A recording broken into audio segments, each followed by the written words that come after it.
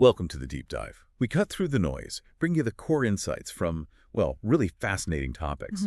Today we're plunging into a big one, a really pivotal moment in a series so many love, Harry Potter and the Order of the Phoenix. This fifth book, it's where things get noticeably darker, much more complex. Oh. Yeah, so we're going to unpack why this story marks such a major shift. You know, the tone, the depth, everything. We'll dig into Harry's internal struggles, and they are intense. The political stuff heating up in the wizarding world, and this growing rebellion, all drawn from a really detailed look at the book itself. Our mission. Understand not just what happened, but why it fundamentally changed things for Harry's world. Okay, so let's jump right in.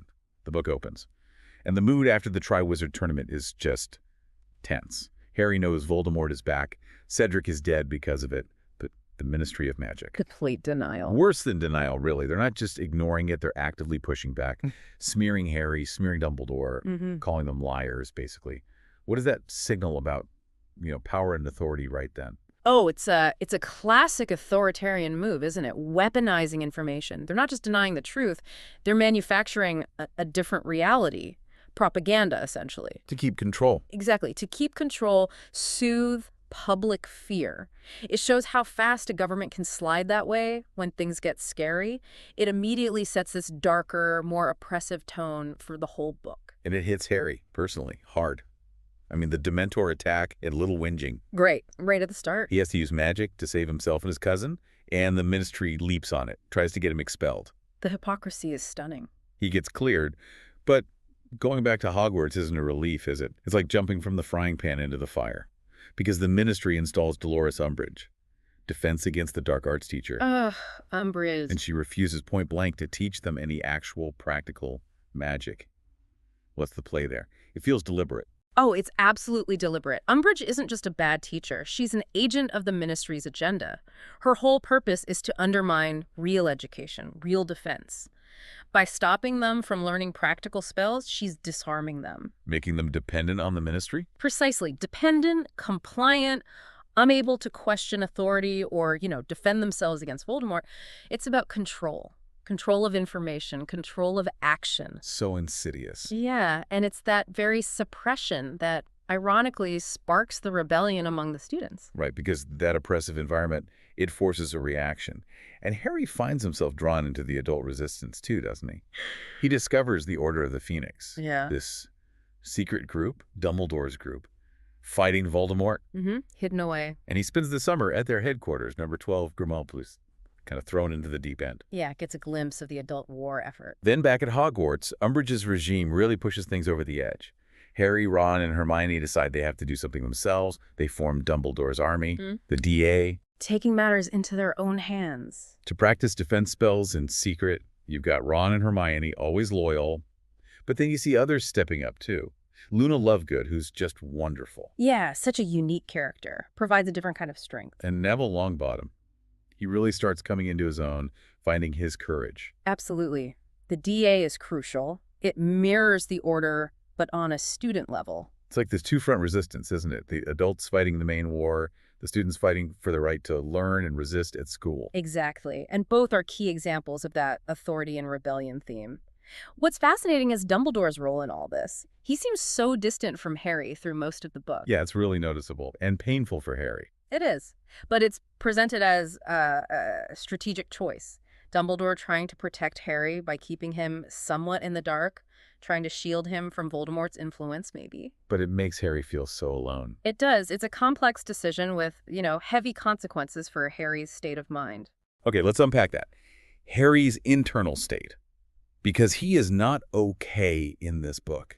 He's 15, he's furious, he feels incredibly isolated, and he's carrying this weight, this prophecy he doesn't even fully understand yet. The anger is palpable. And then there are the dreams, these vivid visions from Voldemort's perspective.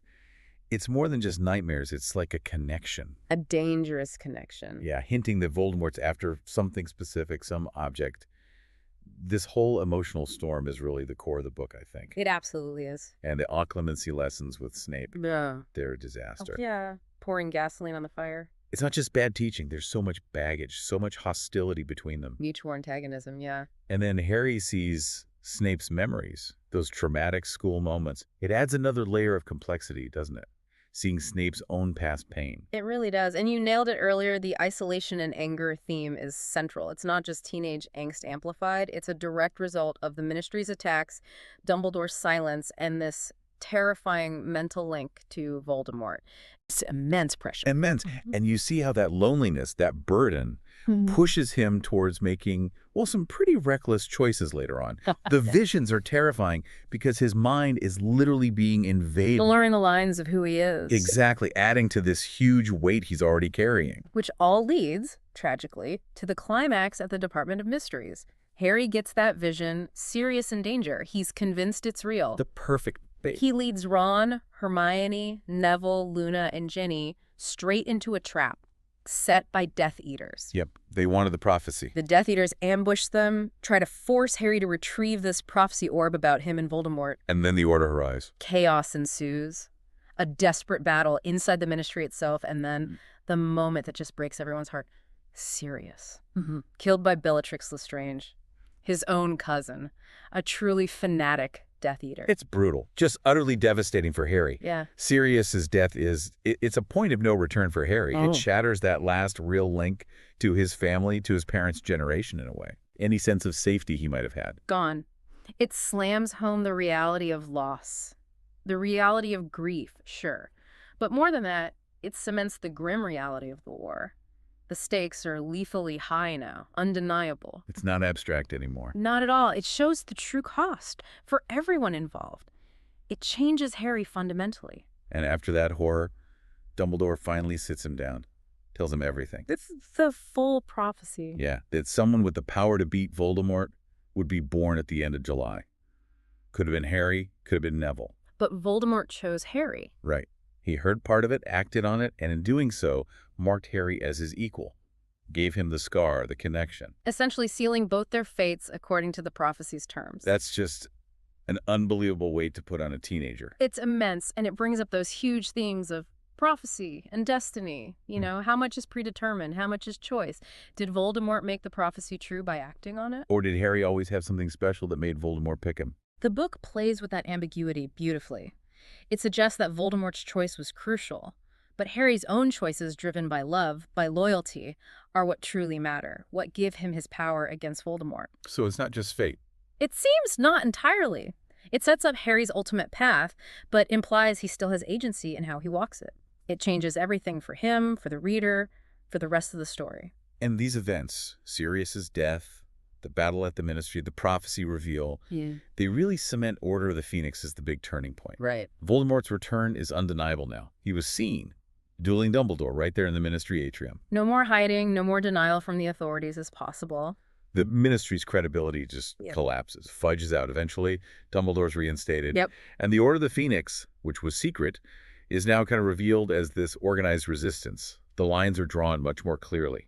Absolutely. This book takes the series into much deeper water, emotionally, thematically. It's not just about good versus evil anymore. It's about political corruption, the psychological cost of conflict, the ambiguity in leadership, Dumbledore's choices, for instance. Right. It shifts everything into darker, more mature territory and perfectly sets the stage for the final act. Harry's personal struggle is now inseparable from the fate of the entire wizarding world. It really is packed. Emotional intensity, the political intrigue, these deepening themes. Order of the Phoenix absolutely stands out as that pivotal moment where the whole series grew up, didn't it? It laid all the groundwork for the endgame. Yeah. Which leads to a really interesting question, doesn't it? Given the huge burden of that prophecy and the really deep personal losses Harry suffers here, how do you think his understanding of choice versus destiny might evolve as the series goes on from this point?